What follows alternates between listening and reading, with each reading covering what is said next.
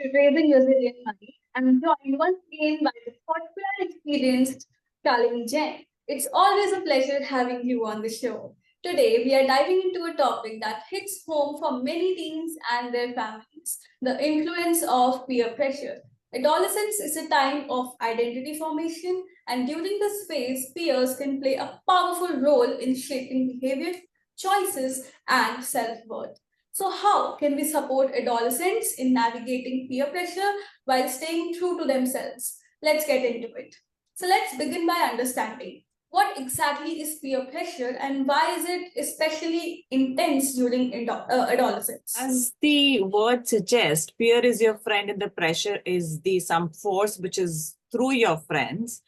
And it is the kind of in this delicate age where you are trying to find out yourself. There are a lot of hormonal changes within you, and you still developing a lot of decision making abilities, a lot of capabilities. There's a lot of churning which is being done at this moment, and this is the prime time where everything is just getting into the right spaces. So I would say a little bit of the self doubt which starts pouring in, and you start looking for the validation from everywhere. At the same time, when you have the pressure from your friend group, from your near and dear ones, to change, to behave in a certain way, to fit into a certain situation, so we call it as a peer pressure. And as I had explained it earlier, it is because of the delicate age, because of the lot of changes during this age. It is felt more during this period. That is the adolescent period. Explain the difference between positive peer pressure and negative peer pressure and how each of them can affect a teen. Right. So a positive peer pressure is a group of friends or the people who would encourage you to do good or make good choices, which will help you, encourage you to take a step further. So it is something like a friend motivating to study for a test. Might be, doing a group study, or forcing you. If you're being lazy, the friend would force you, let's do it, something like that. Or your group joins a sports team, so you also join it because your friend has joined. So it helps you to give you that pull towards that good activity. Or the friend supports you in saying no to any kind of the risky behavior. So it is like, something good, which is good for you, which is developing for you, which has having a growing mindset. So that is a positive peer pressure. And definitely it helps you develop the good habits, healthy habits. It helps you build up the confidence, self-esteem, and it pushes you to reach the goal in a good way. Whereas when we talk of the negative peer pressure, there the people are trying to force you to do something which is not right or not safe for you.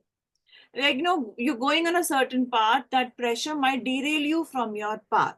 So someone dares you to drink or smoke to fit in. Okay, you can fit into a group if you smoke. Otherwise, you're not cool. That's a very common peer pressure right now these days when we say, oh, you don't drink, that means you're not cool.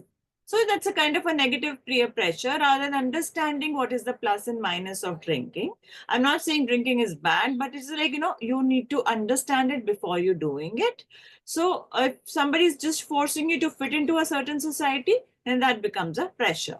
Friends laugh at you for not breaking a rule. They would say, oh, we love to, and that's especially, I would say, in the male adolescent, this is like, the macho feeling they want to show that they have that capacity to break the rule.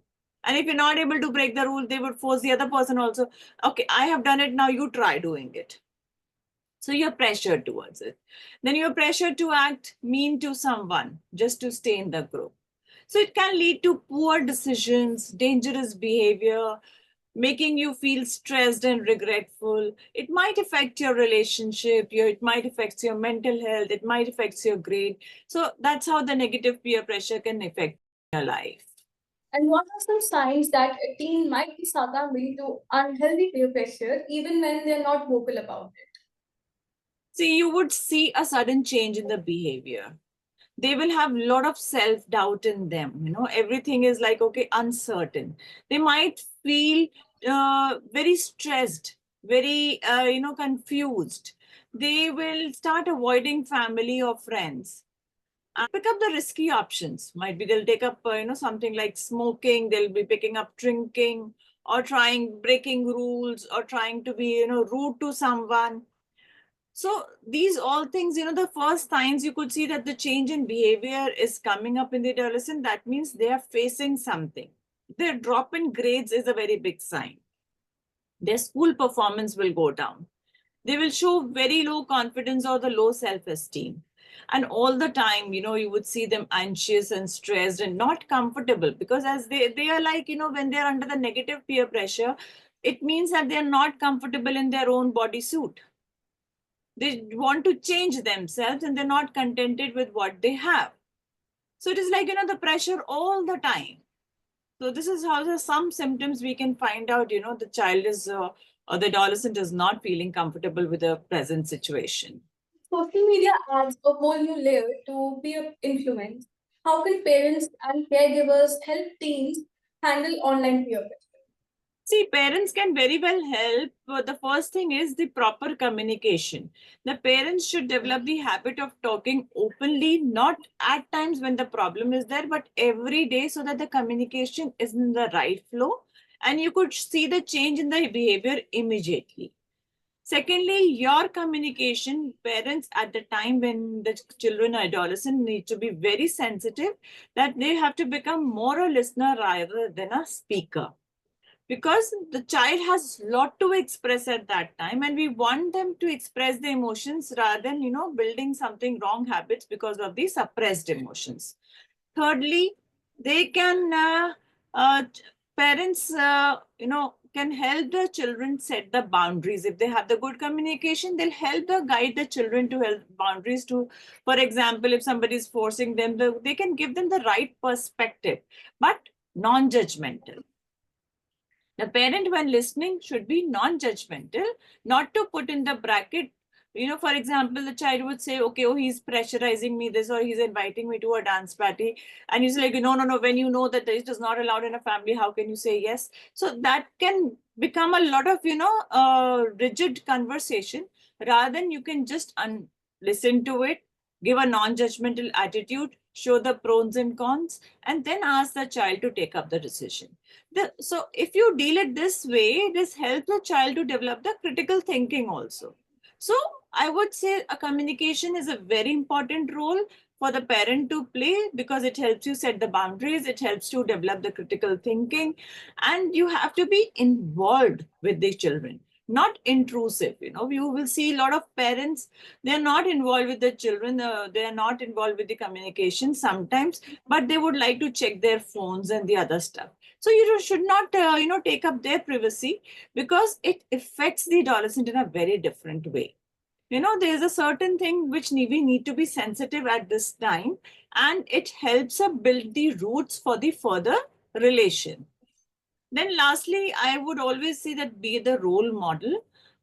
So whatever you are explaining to the children, you should be doing it first, whether it is the using of the digital technology, whether it is going out for the parties, whether it is all, it has to be balanced. You should communicate to the children, be the role model, so that the children can just absorb that way easily. What role do schools and educators play in building a culture that resists negative peer dynamics? Similarly, the schools can play a lot more role there, because teachers can directly talk about the peer pressures to the group, and it can, they can relate, because at this point of time, we will understand that the children listen to the teachers more attentively than parents sometimes. So teachers have a very important role, and there are wonderful facilitators to convince any kind of ideas and give them the suggestions in a different way, in a very subtle way. So they can do a lot of role model plays there to make them understand different kind of situations. They can use real life scenarios to say how to say no with confidence, and promote positive peer groups. They must be identifying the positive peer groups and give the examples for the, if they have made a group or some club in the activity club in the school, or some sport club, or some children getting together are doing very good, they can be shown as the example. School can offer counseling and support. for all the children who are feeling so they have that safe space where they can go and talk about it. They can involve the parents and the caregivers in the open discussion if they find that their child is facing something so that it can be easily resolved. So I would say when school take peer pressure seriously, students feel stronger, safer, and more confident in who they are. How can teens be taught to set boundaries, say no, and still feel accepted among their peers? Because currently, this is probably a very big issue that teenagers might face. First of all, I would say very important is how to say no. We in our society, because somewhere in our layer, it has become like we all want to be a people pleasers. Everyone should be happy with us. We should make the record of being the top. We want to reach the top in every activity what we do. So this is really becoming a major role in increasing the pressure among the students. So I would say the first thing is to practice saying no confidently. This should be taught with the explanation that I am good, I don't want to do it. This is not something in my capacity to do it, and I cannot do it. As simple as that. So they should be learned to say confidently and with the assertiveness, and that confidence can only come when they feel supported from their near and dear ones, like from their parents or from their teachers. Because as I say, this is a very sensitive age. The children are very sensitive and they tend to fall into the grip of the different kind of pressures, and then they change themselves to please, to fit into that group. You can use the broken record technique. Repeat your no if pressured. You can use that technique. I already said no, and that's it. Don't get dragged into explaining or arguing about it. No, teach them that broken technique. Okay, you said no, that is no. Set clear boundaries ahead of time. Know your limits. Understand that if you're put into a situation, how you will have to show up with your limits, that this is my limit, I cannot do more than that. Don't give something like, okay, if I say I don't drink and I don't want to be around it, something like, if you are not okay with the drinking or smoking or communicating with a certain group, you should be very well versed. This is not me. I cannot participate here and it doesn't feel good to me. You should be able to say that. And you would be able to say it better when you know your limits in a clear perspective. So help the teenager to understand that what are their limits. How can you do is like, okay, when you are very clear, I would say the journaling really helps here. If you can help your child to, do the journaling regularly and understand, all these things becomes very easily to follow up. And tell them that it's okay to be different. It is not necessary that if somebody is saying that it is cool to drink or smoke or do something, that you have to be cool. If you're not cool, still it's okay. You are yourself and everybody is unique. So I think so there, if we strengthen that point among the teenagers, we can really help them to learn to say no and set boundaries with their peers. Finally, how can we encourage peer support systems and friendships that promote healthy, confident decision making? Encourage the open communication. Create a space where teens feel comfortable talking about their friendships, both good and bad. Encourage honest conversations about the healthy relationships, looks like trust, respect, and mutual support. We can go to the values and talk about it. We can help them teach the conflict resolution skills. Helping the teenagers to understand that disagreements are normal, but can be handled with kindness. Role play is very helpful, how to express feeling with the escalating situations. Then we can promote the positive friendships, encourage teens to spend time with friends who value their values, interest, and treat them with respect. We can help them recognize the difference between a supportive friend and a toxic relationship. Very fine line. People struggle with this till at a very later age also in their life with the relationships if they don't understand at this age. We can support group activities and club activities. We can encourage teens to join clubs, sports, and volunteer activities where they can meet the like-minded people, peers, and form positive relationships. So these environments promote collaboration, teamwork, and connection. Then again, I would say be a good role model. Show them how to maintain a healthy relationship by practicing good communication, respect, and empathy in your relationships. They become what they see, and demonstrate to how to set boundaries and walk away from the unhealthy situations. Right. You can help them build self-confidence. They encourage their inclusions and kindness, and involved in the social life. I would say healthy peer relationships are essential for teens to feel supported and confident. By teaching them the value of good friendships and how to manage conflicts, we can help them build a strong support system that will guide them through their challenges all through life. That was enlightening.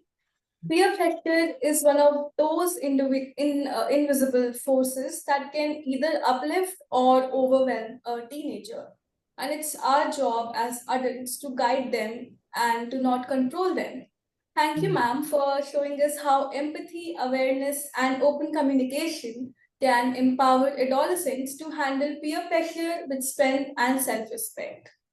To everyone listening, thank you for joining us today. If this episode resonated with you or someone you know, please share it and leave us with a rating. Raising resilient minds is all about growing together, and these conversations matter. Until next time, keep listening, learning, and supporting one another.